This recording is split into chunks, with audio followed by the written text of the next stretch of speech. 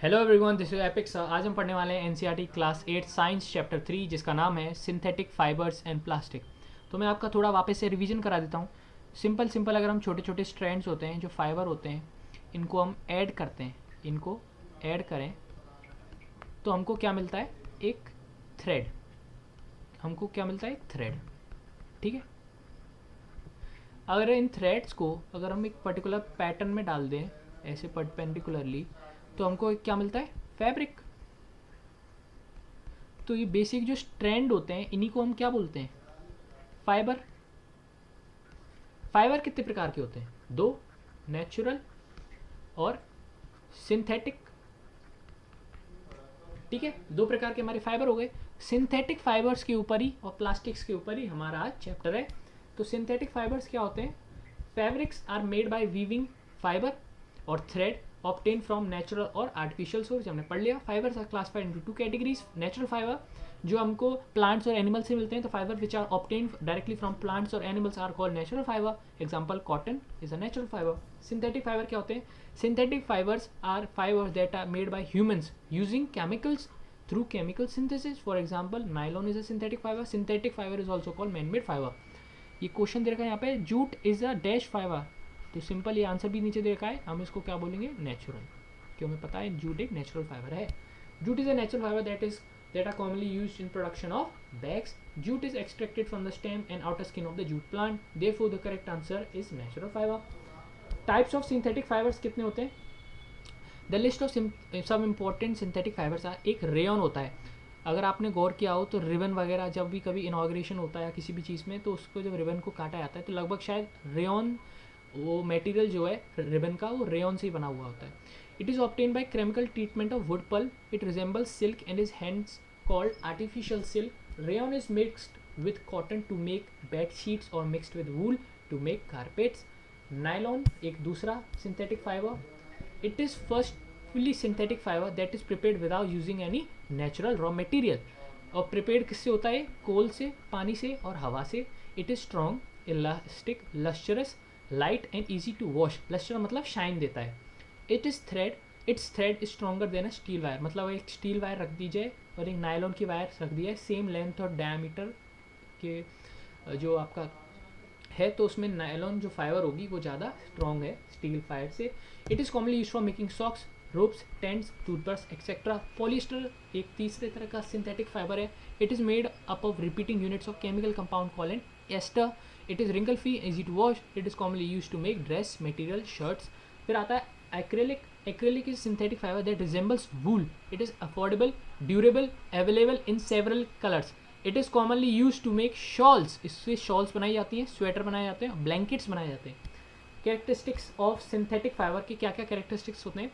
Properties क्या होती हैं? All synthetic fibres are manufactured by processing raw materials of petroleum origin in a number of ways. The raw material of petroleum origin, जो petroleum origin का जो raw material होता है उसको हम बोल देते हैं petrochemicals.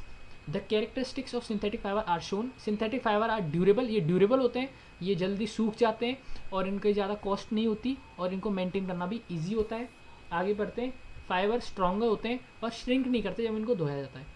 Y should we not use synthetic cloth during kitchen hours? Actually में क्या होता है, इनका जो मेल्टिंग पॉइंट होता है ना, जो मेल्टिंग पॉइंट होता है ना, वो काफ़ी लो होता है, जिसके कारण the synthetic fibre melt on heating and catch fire immediately. बहुत जल्दी फायर पकड़ लेते हैं, which can be disastrous as we know that fibre और synthetic fibre melts and stick to the body. जब वो पिघलेगा तो आपकी बॉडी से चिपक जाएगा, जिस कारण हमारी बॉडी को दिक्कत आ सकती है।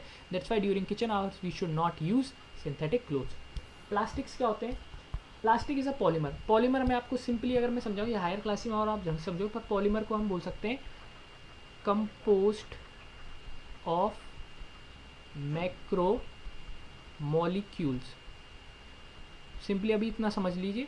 मैक्रो मॉलिक्यूल्स क्या होते हैं? जिनका मॉलिक्यूलर मास बहुत ज़्यादा होता है, हैव हायर मॉलिक्यूलर मास। तो मैं यहाँ लिख देता हूँ हैव हायर मॉलिक्यूलर मास।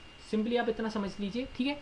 आप हायर क्लास में इसको और ढंग से समझिएगा, अभी इतना ही आपके लिए बढ़िया है। That can be module into different shapes. The word plastics originate from the Greek word plastikos, which means that can be moulded और shaped. Plastic articles are available in all possible shapes and size because plastic is easily moldable. Moldable मतलब किसी भी pattern में, किसी भी shape में उसको mould किया जा सकता है, किसी भी शेप उसको दी जा सकती है. And it can be shaped in any form. The two different kinds of arrangement of polymer found in plastics are linear and cross-link arrangement. Plastics are also a polymer. Polymer की एक sub category होता है. The structure of linear and crosslink arrangement of monomers are monomer. तो different monomers को, जिस simple monomers को हम linear arrangement में डाल देते हैं, तो एक ये लीनियर अरेंजमेंट होती है, एक इसकी क्रॉस अरेंजमेंट होती है, जैसे ये आप देख पा रहे हैं. ठीक है, क्रॉस अरेंजमेंट. तो polythene is a type of plastic that contains ethylene monomer. अब यही वही आप एक तरह से याद रख लीजिए, इसको याद रख लो, बस एक तरह से याद रख लो. आगे क्लास में आप समझोगे इथाइलिन मोनोमर क्या होता है, मोनोमर क्या होता है, पॉलीमर क्या होता है, इथाइलिन क्या होता है. ठीक है. The plastic are of two types. दो टाइप्स के प्लास्टिक्स होते हैं. एक होते हैं आपके thermoplastics. Plastic that get deform easily on heating and can be bent easily are known as thermoplastics. Thermoplastic दो प्रकार के होते हैं, पॉलीथीन और PVC. Polythene it is commonly used for making plastic bags. It contains ethene as a repeating unit. Monomer जो उसका repeating unit होती है उसको हम मोनोमर बोल देते हैं, जो कि है इसका इथीन. पॉलीविनिल क्लोराइड जो उसकी फुल फॉर्म है पीवीसी की, polyvinyl chloride. It is stronger but light weight plastic. It can be rigid which is use in construction और flexible which is use for making bottles, non food packaging and bank cards. मैं आपको simply इसका एक और example बताता हूँ. तो हमारे घर में जो वायर्स होती हैं, जैसे कॉपर वायर है, तो कॉपर वायर के ऊपर एक आपने देखा हो एक प्लास्टिक की या फिर एक कोई ऐसे यहाँ पे इसकी कोटिंग होती है, अगर आपने किसी ने नोटिस किया हो. तो ये कोटिंग जो होती है ना, ये भी पीवीसी की होती है, पॉलीविनिल क्लोराइड की.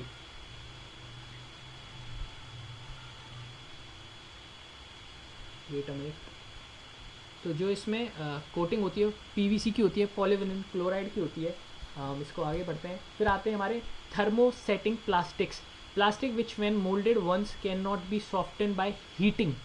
इनको जब इनको मोल्ड किया जाता है तो इनको वापस सॉफ्ट नहीं किया जा सकता हीट करने से. Thermosetting plastics are of two types, Bakelite and melamine. Bakelite is a poor conductor of heat and electricity, hence used for making handles of utensil, electrical switches etcetera. आगे हम पढ़ते हैं melamine. Melamine is a versatile material that is fire resistant and can be tolerated heat better than other types of plastics, hence it is used for making floor tiles, fabrics that resist fire or kitchenware. तो मेलामीन का हमने समझ लिया, versatile material जो fire resistant होता है, fire को काफ़ी टॉलरेट कर सकता है, तो इस वजह से काफ़ी टाइल्स वगैरह और रेसिस्ट फायर में, किचनवेयर में इसको यूज़ किया जाता है. Plastic is a material of choice.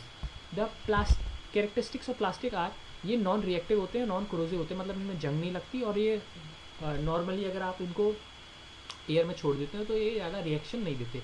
Plastic light होता है, स्ट्रॉन्ग होता है और ड्यूरेबल होता है. प्लास्टिक पुअर कंडक्टर होते हैं इलेक्ट्रिसिटी के और हीट के भी. ठीक है. Which plastic is use to make non stick coating on cookware. ये हमने नहीं पढ़ा तो मैं आपको बता देता हूँ. टेफ्लॉन होता है जिसको कोटिंग करी जाती है.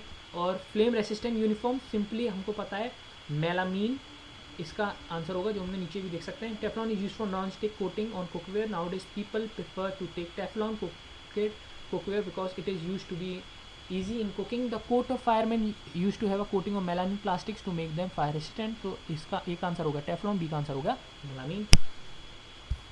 तो थैंक यू गाइस, इतना ही था ये चैप्टर. बाय. मेरे ख्याल से थोड़ा और था, एक सेकेंड. इसका क्या है, लास्ट चैप्टर थोड़ा इस साइड था, तो मैं वापस इसको, लास्ट पेज हमारा, इसको हम ख़त्म करते हैं. हाँ, प्लास्टिक एंड द एनवायरनमेंट. तो they are two kinds of material present in the environment concerning decomposition. एक होते हैं biodegradable material. The material that get decompose through natural process such as action by bacteria is called biodegradable material. For example cotton jute bags. Cotton and jute bags are obtain from natural fibre. As we know then natural fibre that decompose easily, हमने पहले ही पढ़ चुका है. और non biodegradable, simply हम जानते हैं polythene और सिंथेटिक फाइबर, और जो प्लास्टिक्स हमारे नॉन बायोडिग्रेडेबल हैं. A material that is not easily decomposed by natural process is term है non biodegradable. For example plastics are obtain from synthetic fibres. Plastics are polymer and made up of chains of rings of linked repeating subunits which are called monomers. It is not easily decomposed by natural process. तो इसका ज़्यादा use नहीं करना चाहिए, इनको ज़्यादा recycle करना चाहिए हम प्लास्टिक को. बट प्लास्टिक आज के टाइम में एक इम्पॉर्टेंट रोल निभाते हैं हर जगह पे. सो थैंक यू एवरीवन, आज के लिए इतना ही. ये चैप्टर भी हमारा कंप्लीट हो गया. बाद में मिलते हैं आपसे एक नई वीडियो में. थैंक यू, बाय बाय, जय हिंद, जय भारत.